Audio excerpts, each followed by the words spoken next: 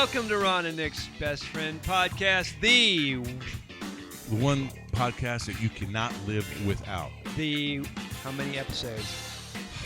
100 Can you believe that? episodes. We talked about, at the very beginning, we said, when are we going to get our groove on? And I don't know if we've gotten our groove on, but we've definitely changed since our first podcast, which was the Ric Flair podcast. Yep. So it's a celebration. It is a celebration. We actually had I think we did this at 50 or we did it at a year, but this is a milestone. Will we do 150? Will we do one? If we make it to 150, yeah, we'll do another celebration. Okay. All right. I don't mind having as many celebrations as you want. There's a party going on right here. Celebration to last throughout the years. All right. So bring your good friends. Maybe we should cut and your this, laughter too. Maybe we should cut this down because we're just listening to the music. I'm kind of listening to it. It's cool in the gang, right? Yeah. Yeah, it's cool. No, we're cool in the gang. Okay, this is the podcast that's all about the Holy Spirit. All about the Holy Spirit. Who is our what? Our best friend. Amen. Our best friend. Well, we had a conversation this weekend. It was interesting, and I wanted to bring it to our tribe and to you. Right. Maybe rehash a little bit of it and build on it, because this is a podcast about the Holy Spirit and our friendship with Him and how we've gotten to know Him and we're getting to know Him and His personality. I think that's a good point you just said. And getting to know Him. Yeah. I don't think you ever stop getting to know Him and learning how He's saying. Can we just stay on that for a second? Yeah. What do you mean getting to know Him? I mean, why? What changed? Let me just talk for me. Yeah, go ahead. What changes for me? Like yesterday, let me just throw this example. I'm having some issues with some equipment that I'm putting in the restaurant. Very frustrating. A lot of things were not done right. And I called you. I don't even know what the heck I said to you. I said, hey, listen, You said exactly that. Things are not going well with the walk-in, and right. I'm still trying to figure this out. And this has been at least 2 weeks or more. Yeah. And I said, what? I said, hey, just pray for me. Or what? I said that, right? You said, I need to hear. Yeah. I need some guidance here. No, you said, I need some guidance here. Yeah. I thought, and what's funny, like over the years, you and I have had so many conversations where you've called me or I've called you, and I'm just going to say it on my side. Like you're in a business that's completely different than my business, and always has been. Yeah. But you've always invited me into it and asked me questions about, well, what do I think about this logo or that? Yeah, right. And I'll go all the way back to this. I remember all the way back when you were going through your separation and divorce, and you would call me and you would talk to me and ask me about, legal strategy. Right. And do you remember what I used to say to you? Well, you used to tell me legal strategy till the did. Holy Spirit told you, listen, I can't do this anymore. No, that's exactly right. I would go off onto this. Well, let me analyze this and the evidence and this and that and the other. Gosh. And way back then, and I didn't really know necessarily. I wouldn't have said this was the Holy Spirit, but it was Him. Would kind of yank my chain and go, You're talking through your butt. Right. You don't know anything about what you're talking about. Why don't you just stick to what you know? And then I would go, and then I would say to you, can you just etch a sketch everything I just said, and let me go back to Jesus, because I know Him and I can tell you about Him, so we'll go back to Him. So we got on this subject because we're saying we're still learning how to hear Him. Well, I'm talking about the walk-in story. Right. Was I started to do that thing. I started to I was going to say, well, tell me about your concrete guy, or tell me about your construction people. Or I almost started to do that. Then the Holy Spirit goes, well, just tell him to ask me about it, would you? Okay. What do you need to know? Okay. Now, so on my side, I'm sitting there and I'm frustrated, and I don't know. Listen, I'm not going to give you what you said because that was the key. And I'm frustrated, and I'm saying, Holy Spirit, give me something. I mean, what should I do? What should I do? And what was your advice? And when you told me, go ahead. I don't remember what I said. You said, what's He trying to teach you? I don't think I said that. Yeah, you did. Are you okay? I don't think I said that. Oh my gosh. No, I think, what is He telling you? Yeah. What is he? Yeah. No. That's not the same thing. That thing you just said makes me cringe. I hate that. What's the lesson he's trying to teach you? I don't care. I mean, this is not a Bible study lesson. What do you need to know? No, seriously, what do you need No, to that's know? good. That's, okay, all right. Like, I don't need a lesson. Okay. I don't want a friend. Listen, no. I hear This you. is very important. Okay, go I for don't it. want a friend who is only interested in like, okay, now this is the lesson. I got you. No, I want a friend who loves me and is like in it with me and Right. says, hey, let's do this. Right. Like, and that's a big difference to me. I hear it. I actually meant that, but Okay, I used that's- the word teaching. Well, I'm not trying to. No, I exactly. You triggered me, man. I'm just getting triggered. No, that look, talk about that. It's a different. There is a what. It's more relational. What I'm trying to tell you, I'm not here to teach you something. Yeah, the first way feels like to me this whole churchianity way of looking at the Holy Spirit and in all of our lives. Like, I agree. well, what's God trying to teach you? Okay, I'm not really interested in what God's trying to teach me. I'm interested in having a relationship with God. Now, if the teaching part is, hey, you don't know me well enough in this area, I get that. Okay, I'm not going to split hairs that finely. But the way that that's normally talked about is like it's kind of like, well, this is how you're failing, and this is what you've got to do, all the do's that you got to do to get the equation right.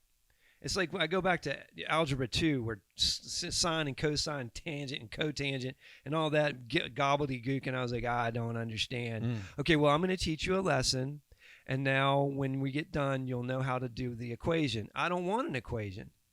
I want a conversation. I want to know him, and this is what's funny about it. Like when you said that to me, he was having a conversation with me, saying, okay, let's not do the thing we used to do, which is, okay, let me enter into trying to get all this to add up for you. Well, tell me about your concrete guy, and tell me about these guys, and tell me about cost overrun, and tell me about blah da da da. And the Holy Spirit said, just tell him to ask me about it. And actually, what happened when I did that was, I got encouraged, and you got encouraged in the same word. Yeah. Because I said, I'm not going to try to. I'm just going to say, talk to him. It is a very slippery slope, isn't it? Right. Well, you can get away and start talking about the things of the Holy Spirit. And this is the whole conversation. You told me something. We were talking a couple days ago about another subject, but you said you could be told something. You could be told the wrong thing so often that it sounds like it's the truth. Yeah, Mike Wells, our one of our mentors, used to say, the wrong thing has been said so much that it sounds right, and the right thing, it actually made the right thing sound wrong because it's just not said. And you go, okay, listen, I understand that's a disruptive thing to say. I don't want a lesson from God. Oh, you don't? No. I mean, if you look at the history, go back to Genesis and start talking about God relating to people. What was the first God that really gets a lot of ink is Abraham. I mean, after you get out of the initial creation and et cetera, you get to Abraham pretty quick, and the Bible talks about Abraham, says he was the friend of God. That's what I want to be. And he was the father of faith. In other words, he was like, hey, I believe you, God, and I want to go where you're going. And he's like, okay, well, leave the land where leave where you are, and come on, let's go. That's what I want to do. That's all I want to do. I want him to say to me, leave the land where you are and come on, let's go. Okay, you're building, your walk-in screwed up. Okay, leave the land where you are. Come on, let's go for a walk. And you and me will talk about it, about what needs to happen for your walk-in. Did he talk to you about it? What did he tell you? Yeah. Did he? Well, yeah, absolutely. He told me. What did he tell you? I told you before we prayed. My biggest angst with the walk-in is how hard my staff is working to buy. I have a truck that's a refrigerator, and I have to climb the truck to get the things out, and that was on my mind, and that was it. And he released me from the suffering they're doing. He'll handle that with them, right? And he's gonna handle what the situation is with me. I take the offense or the weight of a problem with my staff, and sometimes I think I'm the solution. I am the person that should take all that and fix it. And right. I can't fix it at this point. So, you know what it is? I was trying to be God for the rest of my staff here. Yeah. They're looking at me as the God. And, okay, man, we're still doing this. There's a lot into that. But anyway, I was released from that, and I'm just at peace, and it will happen. Hmm.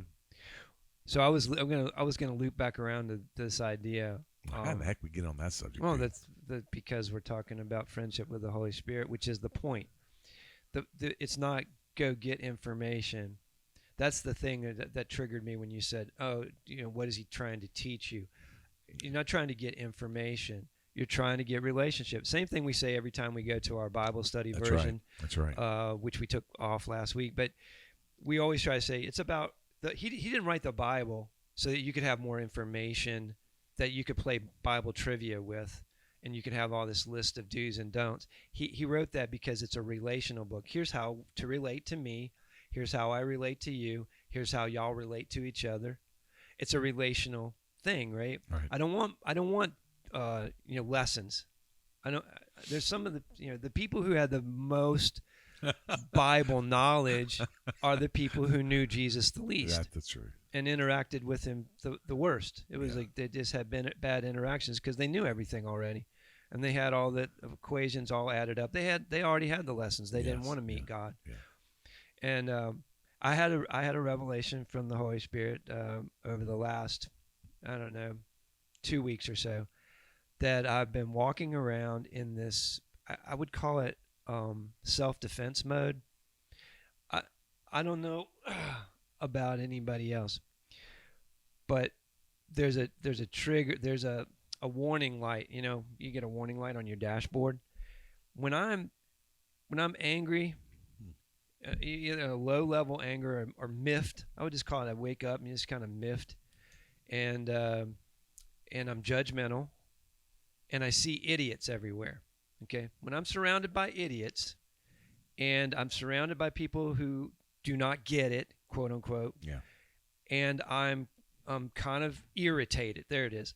I'm irritated. I'm not angry. I'm irritated. If that's like where I'm living, I am not walking with the Holy Spirit. I'm not. Because here's what it feels like. It feels like this to walk with the Holy Spirit. Everywhere I go, I meet friends or potential friends. I meet allies or possibly people who might want to go along with me on the journey that we're going on. That's who I meet. When people say things that are, when they don't get it, I say, oh, well, they just don't get it yet. Right. My patience. Okay, so love, joy, peace, patience, kindness, gentleness, meekness, self-control. Oh, yeah. Oh, that's what it means to be walking with the person of the Holy Spirit. And all those things are there. The opposite of those things are there when I'm not walking with him. And I kind of I had this revelation from him, and he just said the simplest thing to me. He said, why don't you just come back into this quiet place with me where we meet, and let's spend more time together. That's it. Just come. And I have a place, and it doesn't have to be a place. Yeah. That your place doesn't have to be my place. I have a closet. I have a small walk-in closet in my bathroom, and I go in there and I close the door. And you can't hear anything. And I put on my super duper Apple, headphones, noise canceling headphones that my daughter got me into. And there's no sound. No sound at all. And wow. I just shut everything out, and I usually put on a worship video of live worship that seems to connect somehow. I understand. And I don't try to read anything. I don't try to think anything. I really just sit there, and I try to think about him. I try to just think about him. And so this is so stupid. How is it that we're talking about relationship, a friendship, Ron and Nick's best friend? We do 100 episodes, and somehow I've started to talk about him, but not talk with him. Oh my goodness. And I've started to explain him, but not have him explain me to me. And it's subtle, because I do know a lot now. I know him a lot better. And I can describe him a lot better to people who don't know him than ever before. Than ever before. But that doesn't mean that I am spending time with him alone, just listening to him, and I'm not talking about to get answers, to get direction. No, I got it. I understand exactly what you're saying. I'm talking about to get the sweetness. Yeah. See, that closet where I know go exactly what you're saying. is the place where, for years, I went into that closet and I cried. And I cried because I was so empty and so broken and so sad. And I cried and I just moaned and I said, where are you and why aren't you healing me and and I'm so sad and my life is crap, When am I ever going to get over this? But in the last 4 years, that's also been the place where I went in there and I cried because I found out the sweetness of his presence. Just a word from him. It doesn't take long. I'm not going in there for hours and hours. As a matter of fact, when I used to go in there and cry and moan about my sadness, I would spend hours in there and come out exhausted. Now I go in there and in 15 minutes or in a minute, an interaction with him is so sweet. It's so sweet. It is so, so satisfying that it's almost like all that judgment, all that irritation, all of that doesn't make sense anymore. The only thing that makes sense is that he is that sweet, he is that close, and he loves me that much. That's all that makes sense. And now I can go out and I go, oh, I have a lot of patience now. I have a lot of joy. I have a lot of peace. Why? Well, it's because I actually have him and not just words about him. There's a lot of noise going on in our day. From the time we wake up, take a shower, get dressed, drive to work, walking to work, issues happening, talking to people. There's a lot of noise. And I am in agreement with you, and I don't know if you even remember me telling you this about a week ago. I said, hey, listen, I got to spend more time, reading the Word, but also just alone time. You know what I do, and it's not good, and I'll just confess it. It is not good. It's good, but it's not good. It's not the right thing for me to do. Is a lot of times when I go to bed, I don't go to bed right away, and I sit there in a laying position, in a dark position, tired, trying to connect with the Holy Spirit, asking him things, and then I fall asleep. I don't like that. I feel like I got the short end of the stick here. I like the morning thing. Before the day starts, or whenever, not before I go to bed, and that's become kind of a habit here. And the other thing that gets me is this: I love your transparency. We talked about the Holy Spirit, and you just kind of said, "Hey, listen, I need to spend more time by myself with him." And I love what you just said. 1 second with him is like an adrenaline shot, or it cleans you, or clarifies things, or encourages you, strengthens you, whatever it is. It's amazing. Yeah. It doesn't take long. Yeah. I mean, that's another thing Mike used to say. I mean, we're bringing him up. Mike Wells, Abiding Life Ministries International, is a mentor of ours. And he used to say that what he put, I can't remember how he said it, but like 10 seconds in the presence of God, 5 seconds in the presence of God will cure everything. And he would say that there's nothing the nearness of Christ won't cure. And I'm just confessing, I forget that so quickly. And that's the way we are in a lot of relationships. I mean, I deal with obviously a lot of marriages and marital issues. And one of the things that is really, really obvious if you've talked to people in marriage crises is that somewhere along the way, the people involved forgot that they just like each other. And that they got married. There's a lot of reasons to get married, but at the basic level, what you said is, hey, I like you and I want to do life together with you. I like you. Let's go do life together. Let's go do stuff. Right. Let's go out there and do. And so, and we've been using a Holy Spirit relationship with us as a metaphor lately in podcast episodes.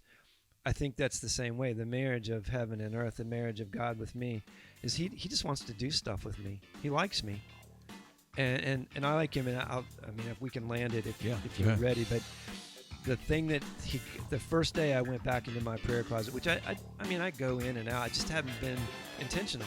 I mean, just like you can be unintentional about your marriage and you lose it, right? But he called me back in there. That's an episode, right?